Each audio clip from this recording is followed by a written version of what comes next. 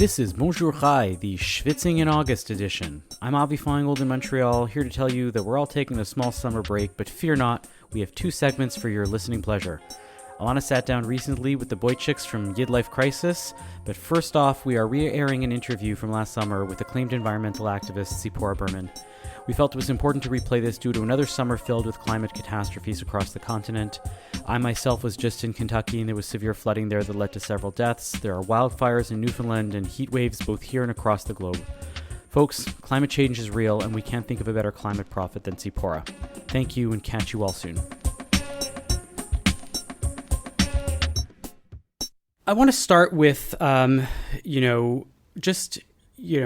where do you think we are at this point in time in 2021? Just give us sort of a spotlight, a lens that we can move forward from. Well, we're all experiencing it. I mean, whether you live in British Columbia or not, it's impossible now and on any part of the globe not to have felt some weird or extreme weather at best, and at worst, not to know family members that have had to flee from fires, from floods, from droughts, from extreme weather. We're living in a moment where more people lose their homes today as a result of climate change than war, where the greatest threat now to human health, including the pandemic we have just experienced, is in part either made worse or because of our changing climate. So we're living in this moment where literally every ton of carbon matters.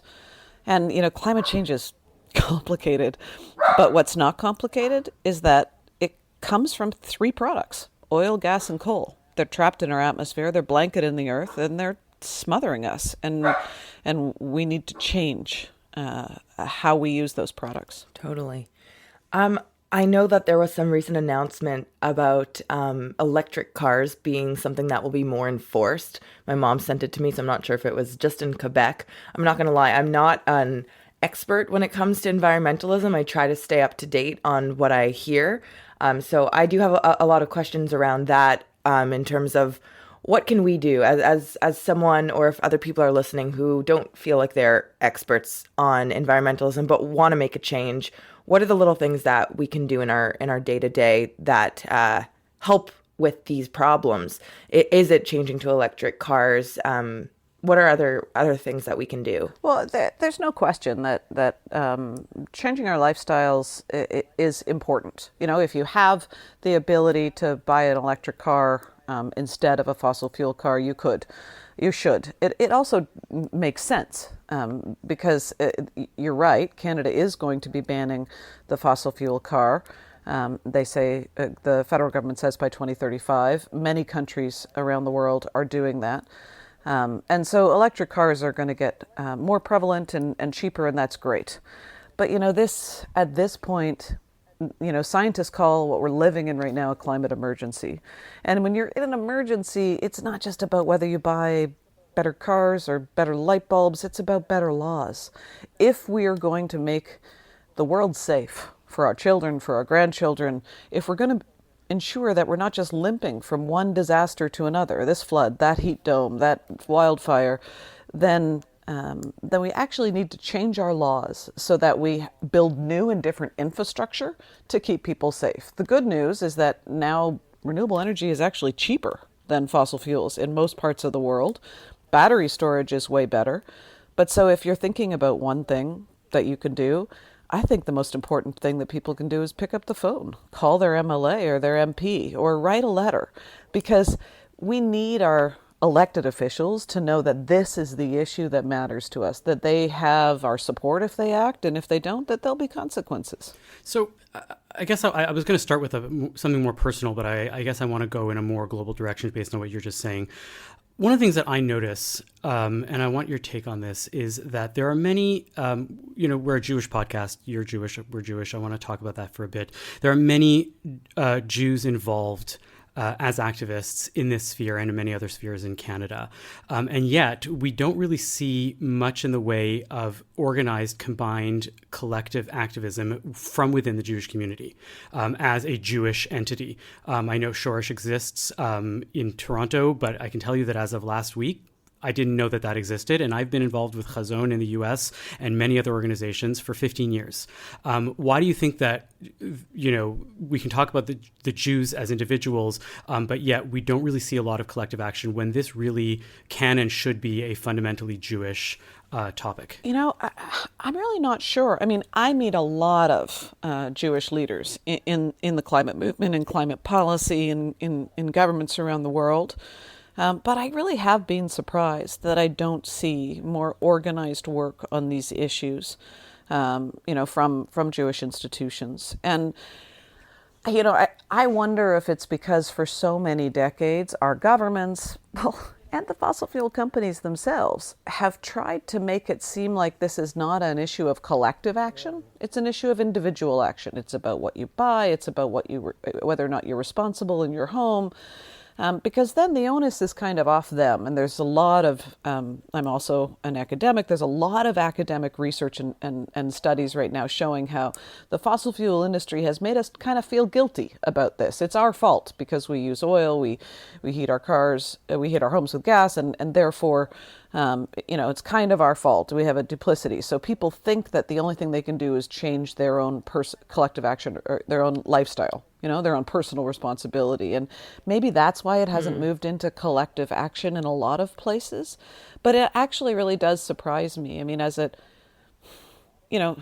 Jew, we're taught we are all Shomrei Adamah. We are guardians of the earth.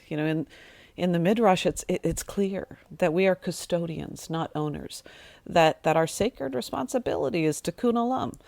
And what does that mean? That not just that we have to protect, but that we have a responsibility to repair the world.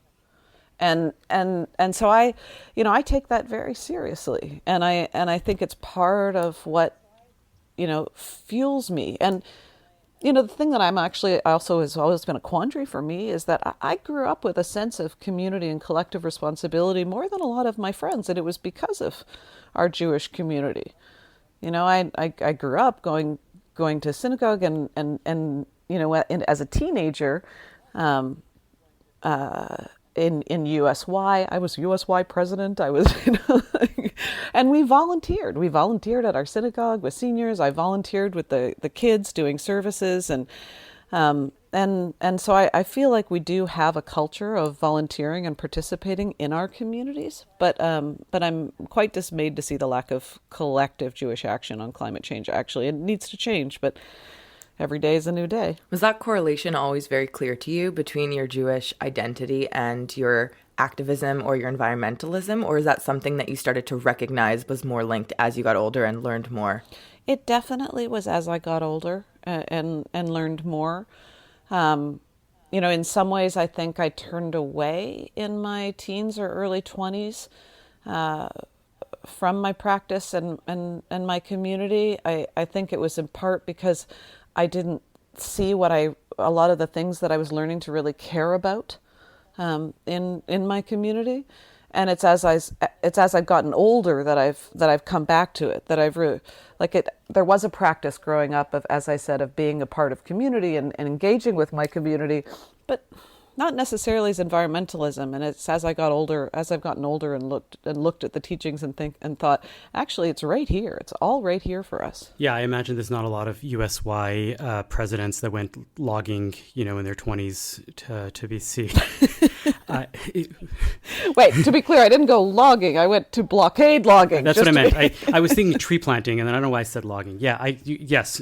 But yeah, it's really shocking to me because, you talk about this as the Tikkun Olam piece, and I see so many sources, and there's so many books about this. It's, to me, and I helped write a curriculum on Jews and food and sustainability with Chazon years ago, and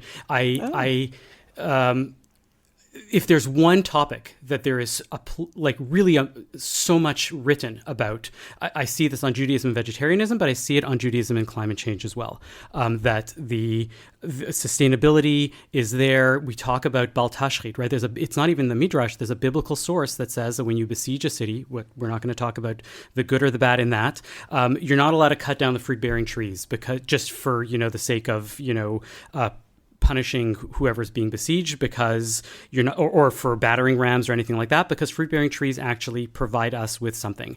And the analog to me, where we go and say we're cutting down trees for catalogs, like with your Victoria's Secret activism or any other really stupid things that we do, just so that we can cut down those trees, but where they're providing us not so much with fruit, but with carbon sinks and, everything else that comes along with the benefit of having so many trees, right? This is a biblical commandment to do this. I had a rabbi do a teaching once where he said that it's a biblical prohibition based on this to drive an SUV, because if you have to drive a car, you should be able to drive a smaller car and not waste as much gas. So there's so much around this, and yet and there's so many countries in America, we see so much of the stuff happening here, but there's so many countries where this isn't happening. There's so many places, especially in Canada, where we don't see this as a community moving forward. And in the future, I think our communities are going to matter so much more, even than they do today, because when you're in a situation where where you're in danger, where your community is important. If you have no power, if you have no water, if you're in the middle of a heat dome, and some of your neighbors are elderly, your community matters. And it really, living through the heat dome these last couple of weeks in British Columbia really reminded me of that, really made me think. It made me go knock on some doors and check and see if people were okay. 700 people died in a 4-day period in British Columbia. And the doctors and medical professionals are saying it's in large part because of heat exhaustion, and we're seeing that all over the world. It's the most vulnerable that are first impacted by climate change, and so your community is even more important. And so we need activism in our communities in order to stop the expansion of fossil fuels, to push our governments to shift to the infrastructure that we need for renewable energy and safer, cleaner systems. But we also need to be thinking about how are we going to adapt to this changing climate, because the climate is now changing. We're in it now. This isn't theory anymore. We're living in the climate era, in a changing climate, and really the only question left in front of us is how much and how fast. Yeah, something that blew my mind as someone who's also living in BC is just how badly our infrastructure is made for a heat wave of that capacity, and how our houses, my house wasn't air conditioned. We had to move to my roommate's mother's place, who also didn't have an air conditioned house, but for some reason the way her house was positioned was cooler, and we were dipping our feet in like a baby swimming pool outside with fans blowing on us. So to be honest, when I was in the thick of the heat wave, it was so intense that I wasn't even looking at the news. I was so overwhelmed by the heat that all I was thinking about was protecting the people around me. And then after it started dipping down, I was looking at the news and I was like, oh my God, people died from this? I mean, it makes sense. And then the whole thing in Lytton. So I wonder if now in BC, is that something that's coming up in conversation around protecting our elders and people at risk, about changing things like air conditioning or other ways of making sure that if another big heat wave happened again, that wouldn't occur to that degree? I think it's starting. But we have, as humans, an amazing ability to adapt, to see situations as the new normal, and then just go on with our daily lives. There is an enormous amount written in climate psychology, talking about how people kind of adapt and turn away from it. And I've been thinking a lot about that. I've been thinking about how the most important thing we can do, or maybe the first step right now, is having the courage to face it, to understand the state of the world, the climate emergency, to be talking about it, to not let us just go back to our daily lives until the next disaster. I mean, I was horrified, of course, as everyone was, last year, to see thousands fleeing from the fires in California that just wreaked havoc, or the floods in Miami. And now what's happening? They're rebuilding apartment buildings in flood zones in Miami. People are shifting and moving slightly, but rebuilding those same towns, and we're still drilling for more oil and fracking in California. I think there's a parallel here as Jews. You know, I grew up with my bubby telling me stories of how my family escaped the pogroms in Poland. You know, I grew up with my neighbor down the street telling me how she got the number on her forearm in Auschwitz. Both talked about how lucky I was, how our families had struggled and fought for the freedom we have today, and we're taught as Jews never to forget. You know, we're taught not to take our freedoms for granted, that we have to have the courage to face what's happened and make sure it can never happen again. And I think sometimes all of this feels too big. It's invisible sometimes. It's scary. We're too small. I'm just one person, and we turn away. And I think that, you know, just like millions around the world turned away during World War II. And I think we have to have the courage to face what's happening. You know, never forget. Le'olam tanishkach. And we can't afford climate silence. We can't afford to turn away. And that has to be our practice right now. We have to say to people, look, it's not just about adapting to wildfires, getting more firefighters. It's about how are we going to stop this from getting worse, and how are we going to protect our communities? It's interesting, the analogy you bring up, and it has me thinking now, you know, that as a community, you know, we're focused, and we've spoken on our program often about anti-Semitism in the community and the way the community feels about it. It's hard to point a finger, right, at the climate and say, oh, the climate hates the Jews, right? Because it's this thing, it's this entity. And so it almost feels like we don't have a response to it in the same sort of way to go and say, well, we have to go and fix this, because it's just this amorphous thing. And as you say, we're such a small segment of the population that it doesn't really matter. And I'm always struck, right, in that vein, by the tension between the individual and the, you know, and the larger picture, where I'm of the belief, and maybe you can tell me that I'm wrong, that even if everybody was a perfect citizen, drove an electric car, composted, put out very little garbage, did everything the way that they were supposed to, made sure that their energy usage was very, very, very moderate, and everything was perfect, we still wouldn't make a real dent in it. And yet if the top 10, you know, corporations that were polluters and, you know, fossil fuel users were to significantly reduce, then everything would shift around. And that it's really about larger corporations. And I see that in the work that you do with targeting larger corporations and not necessarily as much the individuals. How do we deal with that at the, like, we're a community, but we're a small community in relation to the rest of the country, but yeah, we're a leading voice in certain places. Do you see where that tension lies? And I wonder if you can address that. Well, as a community, we and Jewish institutions advocate for better laws and policies. We do. We advocate for laws and policies that affect Israel. We advocate for laws and policies that affect our daily lives all the time. Yeah, but that's my point, right? Is that we look at things that are self-interesting, and as a community, we don't necessarily think about the climate as something which is self-interesting specifically to the Jewish community. And we need to. It is to every community. But as Jews, look, we know one of the commandments is to protect our children, to give them a better world. Our children are scared. They are marching in the streets. We all want to tell them it will be okay. But right now we can't. We can't honestly tell them that their future is not going to be way more difficult and way more painful right now because of the trajectory that we're on. So we have a responsibility to have the strength to face it. And that means collectively advocating for our government to do more. I mean, right now in Canada, we have the worst record on climate change, meaning our pollution, how much we pollute right now as a nation, predominantly because of oil and gas production. So this isn't even fossil fuels that we're using. It's not people in Canada using it. We're producing it and we're exporting it. Just from that production, that's the largest source of our pollution, of our greenhouse gas emissions today in this country. And we have the worst record of any G7 country right now. And for 2 decades, we've had governments that are promising us climate change policies. Even the Trudeau government has promised greater targets right now.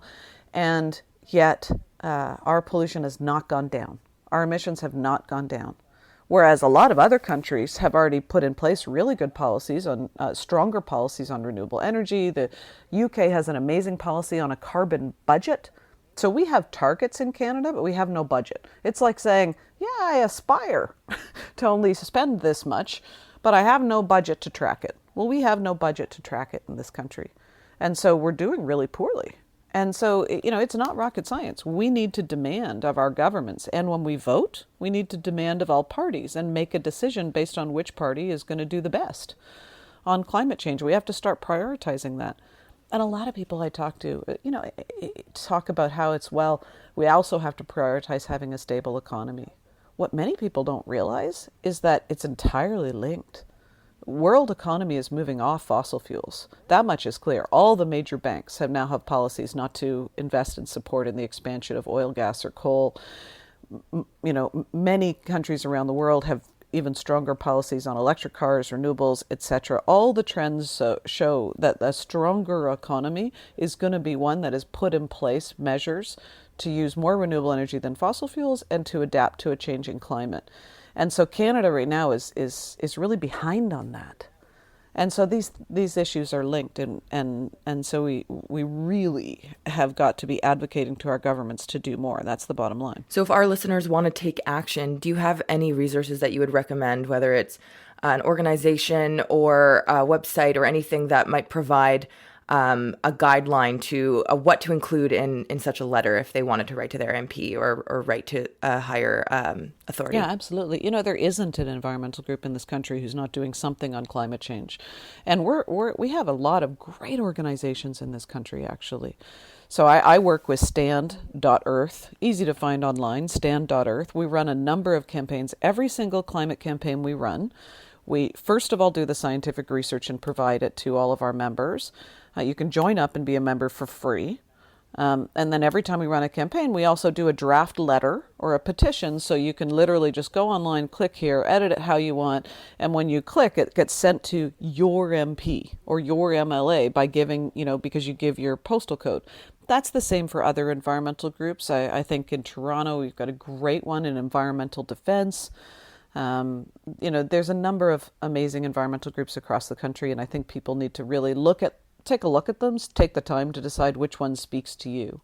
But for me, those are two that come to mind. I follow Environmental Defense's work. I work every day with Stand.Earth, and they'll provide people the information that they need. Can you shout out any of the Jewish climate activists that you mentioned at the top that you are aware of that are doing the great work out there in Canada? There's so many. But I think, probably one of my great heroes in the U.S. is Susan Casey Lefkowitz. She runs all the global programs for the Natural Resources Defense Council. I think she's absolutely amazing. I think in Canada, of course, very excited to have, we'll see how the politics go, but a Green Party leader that is a strong Jewish woman, Anna May Paul. And I think really I'm hesitating in part because I've made a commitment to myself because of the need for reconciliation in Canada and decolonization, that the majority of times when I'm lifting up other people, I'm really, really trying to lift up Indigenous voices in Canada. So yes, there are a lot of great Jewish activists in this country, but I would also say it's really important for, I think, for all of us to be looking at and lifting up the work of Indigenous activists in this country. There's an amazing climate group that just started a couple of years ago called Indigenous Climate Action, ICA. They just wrote a great paper analyzing Canada's climate policy, and some of the women who work there, Ariel Derringer and Melina Lubcon-Massimo, are some of my great heroes in this country working on climate change. So I acknowledge that, and I think it's important, but I want to point out, and I'll double down on this, that there are many Jews that won't lift a finger until they see that it is a Jewish cause. And that is a target that we have to be focusing on in a big way, to remind people that this is, not just a cause that affects Jews. This is a cause that has deep roots in Jewish sources, in historical and contemporary Jewish ideas, and that we need to really recognize that this is not just an issue for Jews, but this is a Jewish, idea, and this is something that is urgent for the Jewish community as Jews to be looking at. And if we don't point that out, there's a lot of people that are just going to say, great, that's, it's important that we have that. I recycle, I do my thing, but I'm not really gonna fight for it. And we need to be having those voices uplifted, and we need these campaigns to not just come from, these climate activist organizations, but they need to be coming from Jewish organizations as well. Yeah, no, it is a really good point. Tzeporah, thank you so much for your time, and keep fighting the good fight. Thanks for having me.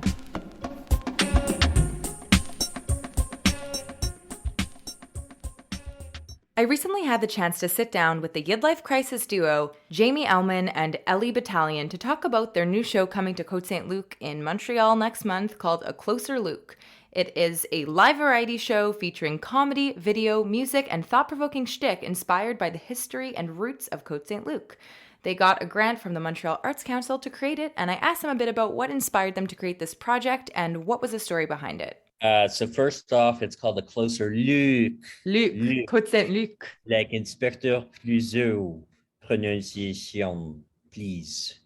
I'll work on it. And note the accent circonflexe on the O in closer. That's very important and should figure into your pronunciation of the name as well. Mm-mm. Well, look, Côte Saint-Luc is home in our hearts.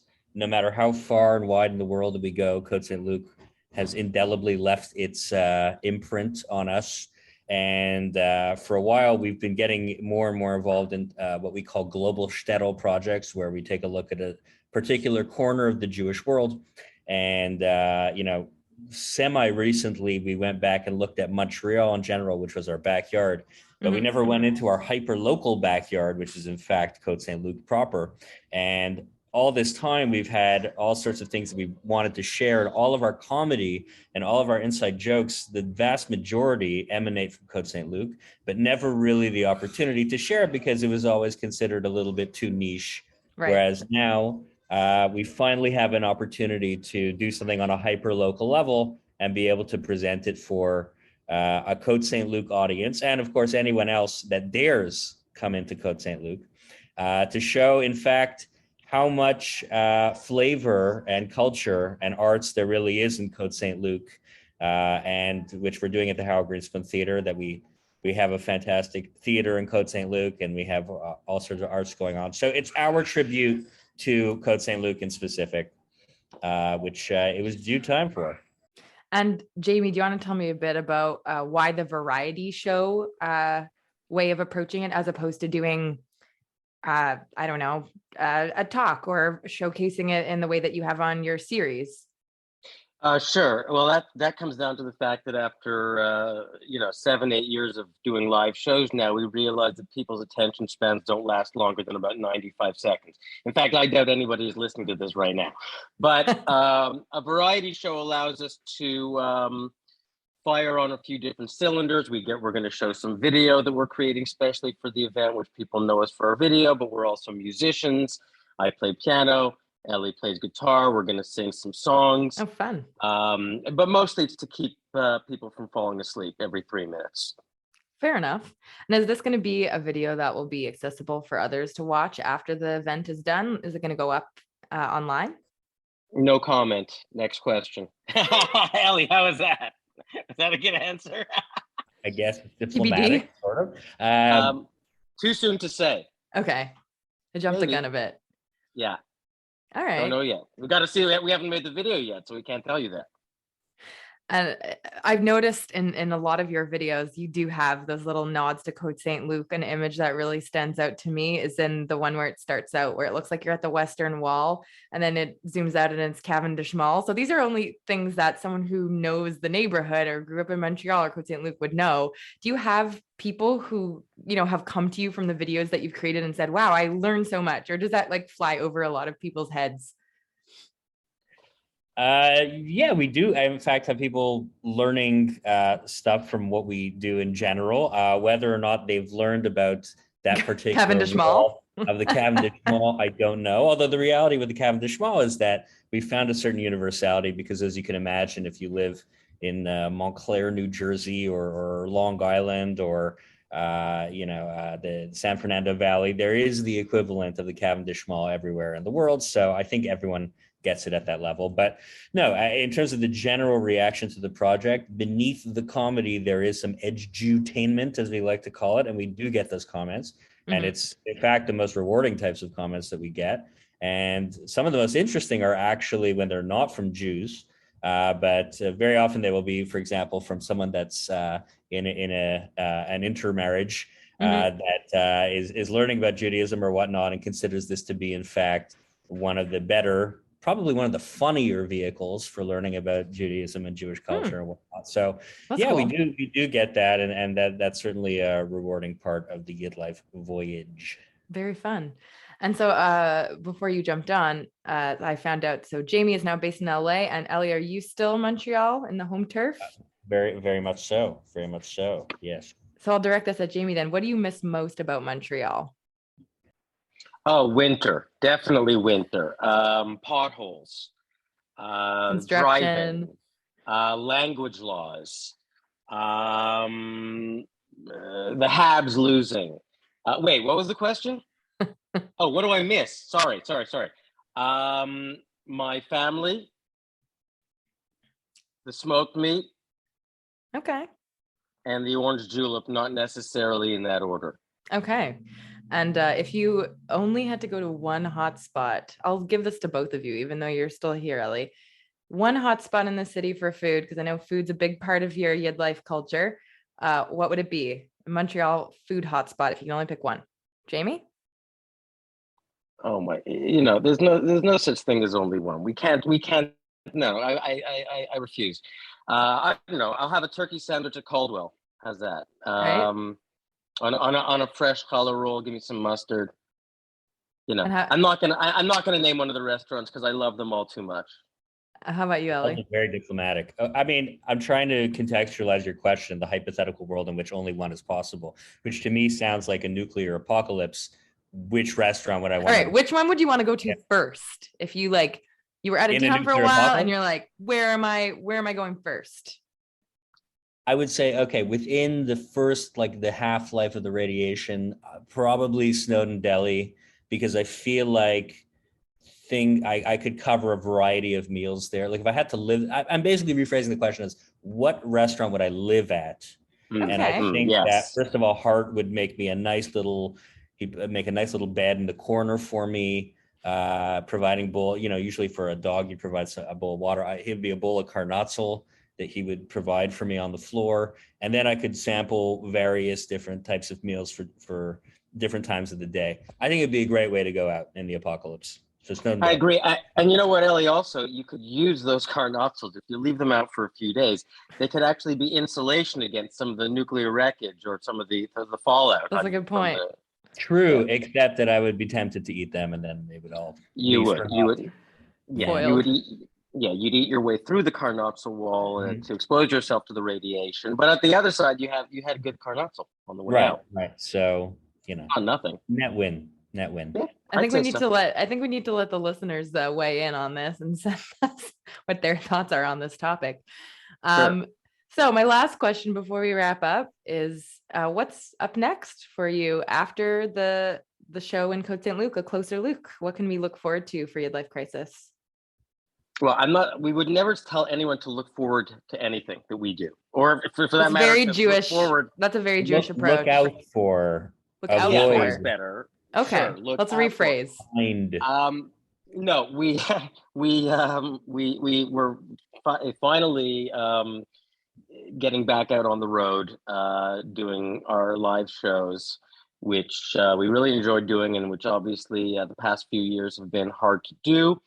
But we're back out. We're going to do some shows in Florida coming up in September, and we're out in Hartford coming up after that, and New York after that.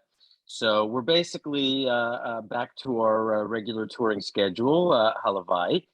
And we also, of course, hope to get some new video content out for and I use this term loosely, fans. You could tell them that I air quoted my own fans there for that. But we hope to try and put something out maybe around Rosh Hashanah. Well, A Closer Look premieres at the Côte St. Luc Library on August 17th, and it is free.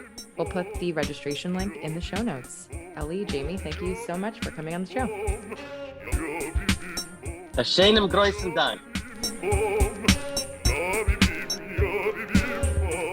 Thank you for listening to Bonjour Chai for the weekend of August 12th, Shabbat Parashat Va'et Hanan. Our producer is Michael Freeman, technical production by Zach Kaufman. Our music is by So Called. We are a project of the Jewish Living Lab and are distributed by the CJN Podcast Network. You can listen to all our past episodes on our page at thecjn.ca/bonjour, and you can subscribe to the podcast and automatically receive all episodes on Apple, Spotify, or wherever you get your podcasts. We'd love it if you told a friend about Bonjour Chai so they too can join the Frozen Chosen.